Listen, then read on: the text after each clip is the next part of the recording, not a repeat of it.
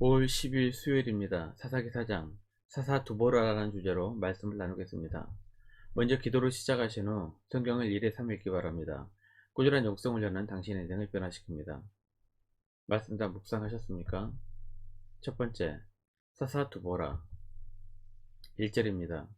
에훗이 죽으니 이스라엘 자손이 또 여호와의 목전에 악을 행하매. 사사기 4장은 에훗이 죽은 이후 두보라의 이야기가 시작됩니다. 왜 세 번째 사사인 삼갈이 죽은 이유가 아니라 두 번째 사사인 에훗이 죽은 이유라고 기록을 하고 있을까요? 여러 가지 상상을 해볼 수 있습니다. 그런데 가장 그럴듯한 설명은 사사들이 활동했던 시기가 서로 겹칠 수 있다는 것입니다. 에훗과 삼갈도 활동 시기가 겹쳤을 것이고 삼갈과 두보라도 시기가 겹쳤을 것입니다.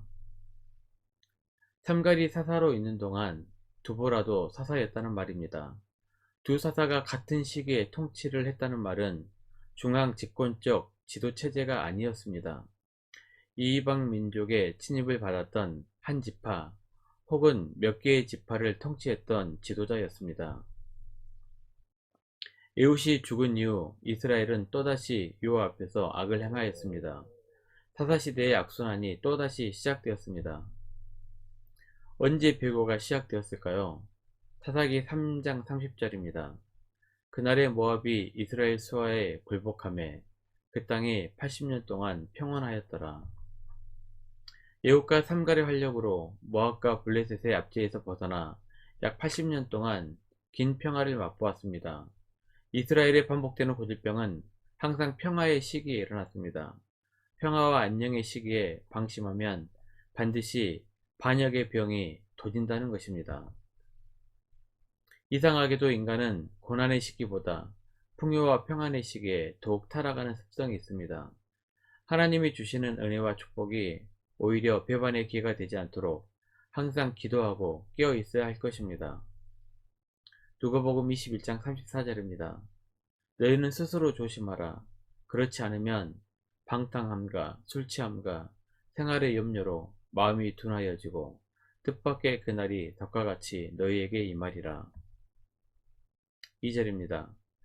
여호와께서 하솔에서 통치하는 가나안 왕 야빈의 손에 그들을 파셨으니 그의 군대 장관은 하루셋 학구임에 거주하는 시스라요.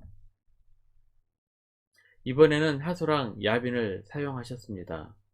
약 100년 전에 여호수아가 가나안 북방을 정복할 당시 가장 강력한 대적이 바로 하솔왕 야빈이었습니다.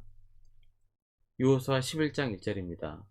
하솔왕 야빈이 이 소식을 듣고 마돈왕 요밥과 시므론왕과 악사방과 이것을 보아 야빈은 이름이 아니라 이집트의 바로와 같은 왕의 호칭이라는 것을 알 수 있습니다.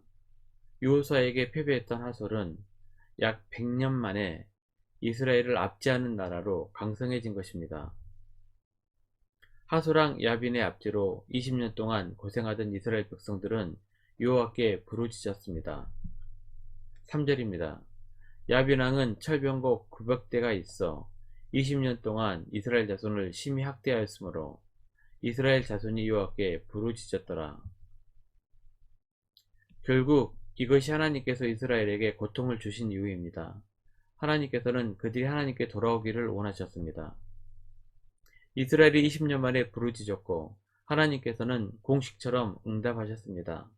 4절입니다. 그때 라피도세 아내 여선지자 두보라가 이스라엘의 사사가 되었는데 앞선 사사들에게서도 마찬가지지만 하나님께서 일하시는 방식은 사람의 기대를 초월합니다. 온니엘은 전력이 약했던 사람이었고 에훗은 오른손에 장애가 있었던 사람이었으며 삼갈은 이방인 출신이 별로였던 사람이었습니다. 네 번째 사사인 두보라는 당시 사람 취급도 받지 못했던 여성이었습니다. 약한 자를 들어 강한 자를 부끄럽게 하시는 하나님이십니다. 하나님의 생각을 우리가 감히 상상할 수 없습니다. 로마서 11장 33절입니다. 깊도다 하나님의 지혜와 지식의 풍성하며 그의 판단은 헤아리지 못할 것이며 그의 길은 찾지 못할 것이로다. 하나님은 인간이 도저히 상상할 수 없는 방식으로 사람을 쓰십니다. 중요한 것은 그가 어떤 사람인가가 아니라 그가 하나님께 신실한 자인가 하는 것입니다. 두 번째, 바락. 7절입니다. 내가 야빈의 군대 장관 시스라와 그의 병거들과 그의 무리를 기송강으로 이끌어 내게 이르게 하고 그를 내 손에 넘겨주리라 하셨느니라. 하나님은 드보라에게 명령을 내리셨습니다. 아비노함의 아들 바락에게 납달리 자손과 스불론 자손 10,000명을 거느리고 다볼산으로 갈 것을 전하라는 명령이었습니다. 그러면 야빈의 군대 장관과 그 군대를 바락의 손에 넘겨주시겠다는 것입니다. 그러나 안타깝게도 바락은 하나님께서 주시는 말씀에 온전히 순종하지 못합니다. 8절입니다. 바락이 그에게 이르되 만일 당신이 나와 함께 가면 내가 가려니와 만일 당신이 나와 함께 가지 아니하면 나도 가지 아니하겠노라 하니 아마도 바락이 철병거 900대나 가지고 있는 야빈의 군대를 두려워했기 때문일 것입니다. 이것은 하나님의 약속의 말씀을 신뢰하지 못했기 때문입니다. 혹시라도 전쟁에서 지면 패배의 원인을 드보라에게 돌리겠다는 마음이었을지도 모릅니다. 하나님이 붙여주시면 반드시 이긴다는 담대함과 확신을 가지고 전쟁에 임하면 됩니다. 에베소서 3장 12절입니다. 우리가 그 안에서 그를 믿음으로 말미암아 담대함과 확신을 가지고 하나님께 나아감을 얻느니라. 결국 바락은 자신에게 주어진 영광의 기회를 놓쳐버리고 맙니다. 9절입니다. 이르되 내가 반드시 너와 함께 가리라. 그러나 내가 이번에 가는 길에서는 영광을 얻지 못하리니 이는 여호와께서 시스라를 여인의 손에 파실 것임이니라 하고 두보라가 일어나 바락과 함께 게데스로 가니라. 바락은 안타깝게도 좁고픈 순종을 택함으로써 하나님께서 자신에게 주신 영광을 발로 차버렸습니다. 16절입니다. 바락이 그의 병거들과 군대를 추격하여 하루셋 학고임에 이르니 시스라의 온 군대가 다 칼에 엎드려졌고 한 사람도 남은 자가 없었더라. 바락은 도망치는 그들을 추격하여 전멸을 시킵니다. 그러나 적군의 군대 장관 시스라를 놓치게 됩니다. 17절입니다. 시스라가 걸어서 도망하여 겐사람의 헤벨의 아내 야일의 장막에 이르렀으니 이는 하소랑 야빈과 겐사람 헤벨의 집 사이에는 화평이 있음이라. 적군의 대장 시스라가 도망한 곳은 겐사람 헤벨의 아내 야일의 장막이었습니다. 적의 대장은 그곳에서 야일이라는 무명의 여인에게 죽임을 당하게 됩니다. 원래 바락에게 돌아가야 할 영광이 주부였던 야일에게로 넘어가게 된 것입니다. 22절입니다. 바락이 시스라를 추격할 때에 야일이 나가서 그를 맞아 그에게 이르되 오라 내가 찾는 그 사람을 내가 내게 보이리라 하매 바락이 그에게 들어가 보니 시스라가 엎드려져 죽었고 말뚝이 그의 간자놀이에 박혔더라.